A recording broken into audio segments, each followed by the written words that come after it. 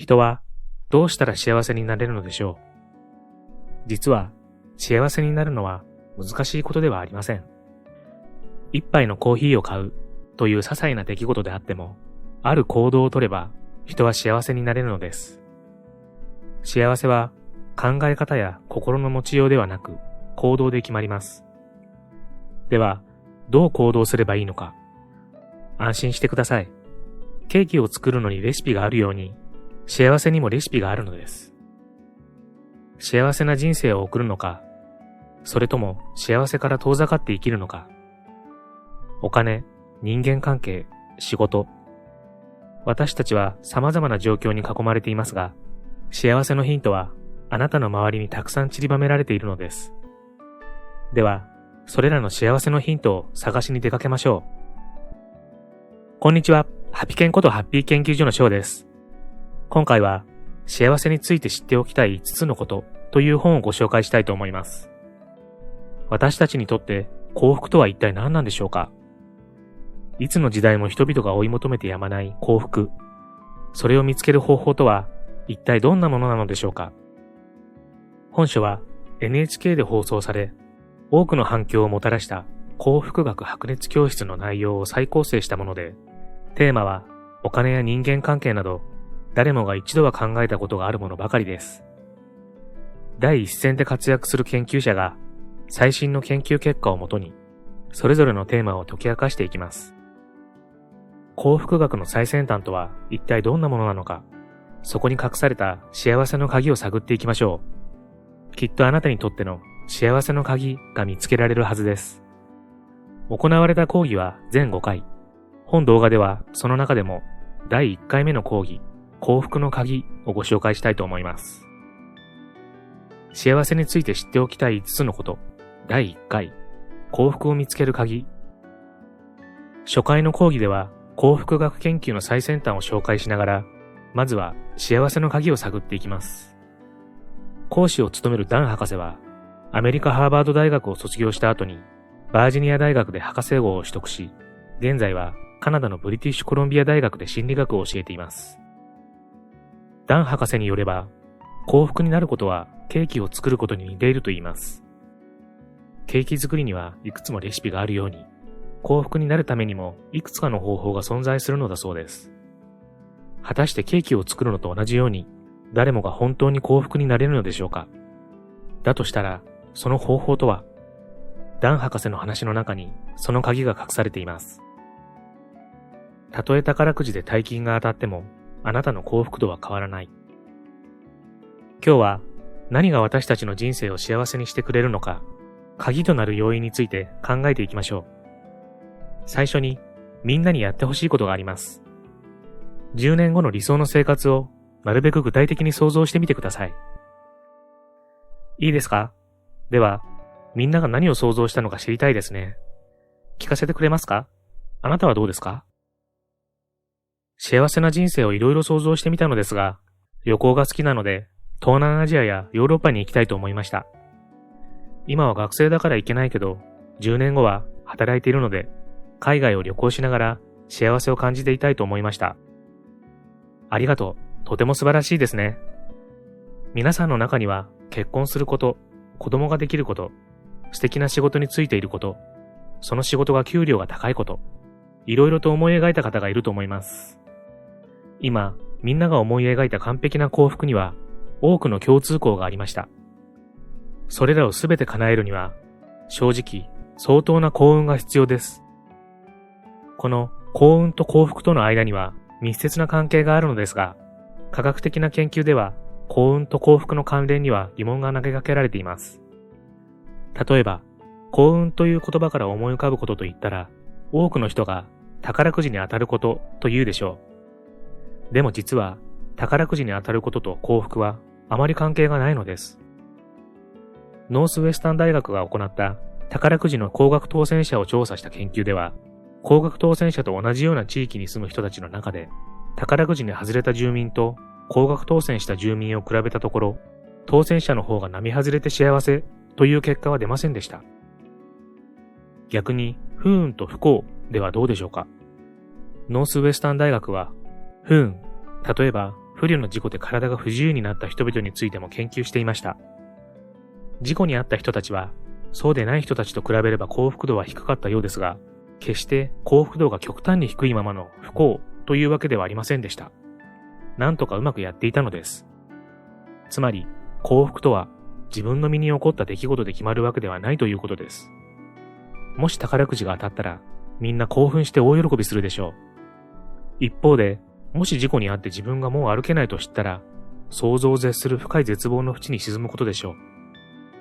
しかし時が経てば、人は自分に起きたことに次第に慣れていき、いつしか自然に戻っていくのです。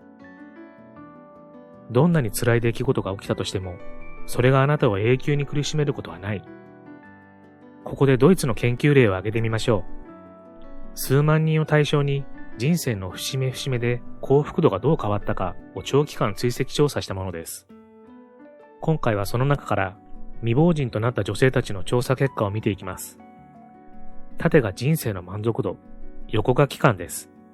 グラフの中心、最も低い谷間が配偶者が亡くなった年です。夫の死が人生の満足度を急降下させているのがわかります。でも見てください。素晴らしいのは、配偶者の死という人生の満足度を大きく下げた辛い出来事の後で、女性たちはしっかりと立ち直っていることです。驚くべきことに、彼女たちはおよそ2年で何とか回復し、元のレベルに戻っていたのです。この女性たちは、夫の死が平気だったわけではありません。人生の満足度が一時恐ろしく下がったけど、時間とともに回復したのです。そして、男性もほぼ同じグラフだったという結果も出ています。逆に、結婚についてのグラフも見てみましょう。もちろん、新婚の時は幸せですが、2年も経つと幸福度は落ち着いています。グラフは人によって少しずつ違い、それぞれの曲線があるのです。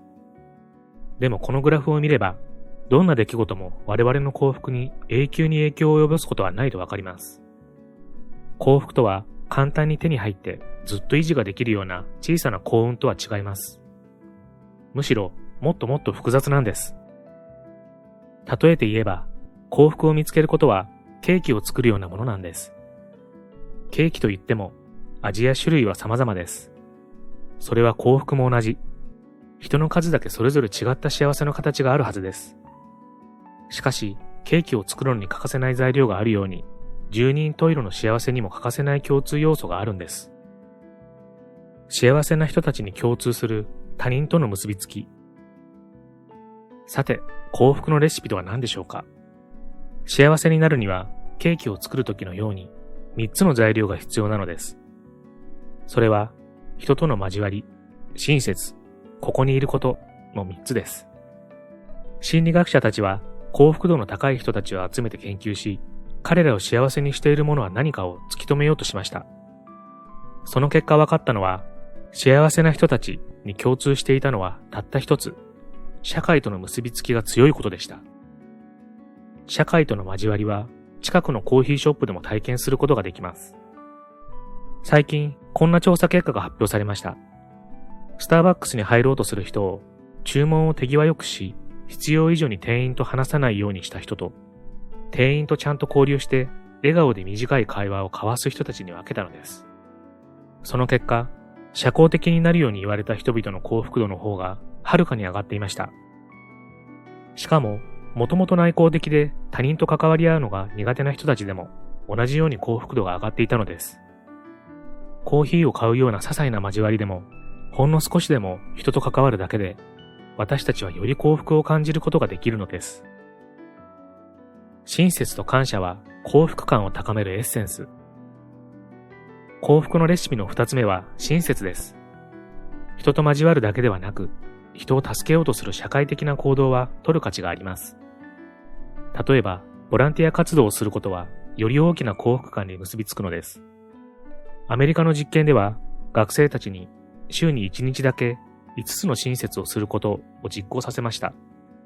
すると、この単純な行動が人々を幸せにするという結果が出たのです。また、親切と対になるのが感謝の気持ちを表すことです。感謝するという気持ちは幸福と密接につながっています。あるグループには週に1日ごく普通に日記を書いてもらいました。また別のグループには、どんな小さなことでもいいので、感謝の気持ちを綴る感謝日記をお願いしました。10週間後、両者を比較してみたところ、感謝を表現した人たちは皆、ただ日記をつけていたグループよりも驚くほど幸福感が増していたのです。この実験は、人に親切にし、感謝の時間を持つことが、あなたを幸福にすることを明らかにしてくれました。人は目の前のことに集中することで幸せを実感できる。幸福のレシピの3つ目は、ここにいることです。ここにいることとはどういう意味でしょう？よく、心ここにあらずと言いますね。今、こうして教室にいるみんなも頭の中を覗いてみたら、友達と喧嘩したことを気にしていたり、今夜何食べようかなんて考えている人もいるかもしれません。ある調査では、人は日中の3割は物思いにふけっていることが分かっています。人はしばしば上の空になるのです。心ここにあらずは誰もが経験していることですよね。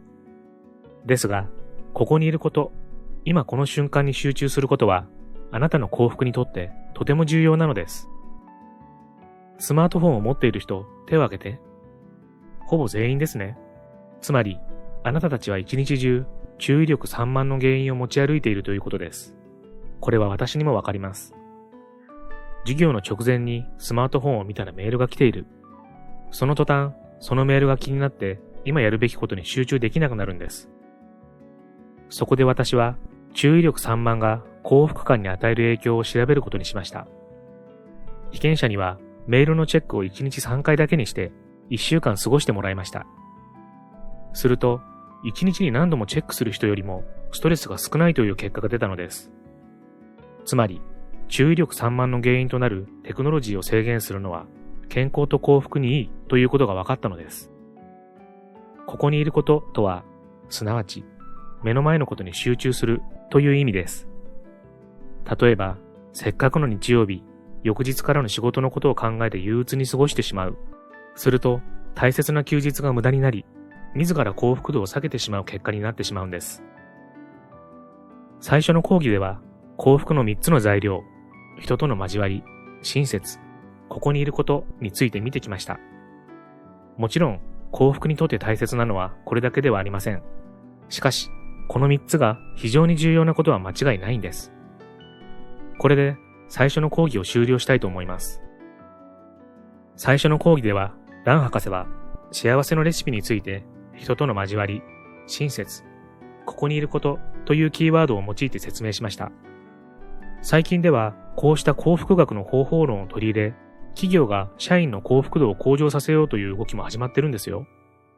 本書にはその他にもお金について、仕事について、挫折や逆境から立ち直るには人間関係についてと4回の興味深い講義が展開されています。行動や考え方をすぐに変えることができる実践的な内容も多いので、気になる方はぜひ読んでみてくださいね。最後までご視聴ありがとうございました。これからも皆様の幸せづくりに役立つ情報をまとめていきたいと思いますので、チャンネル登録や高評価をしていただけるととっても嬉しいです。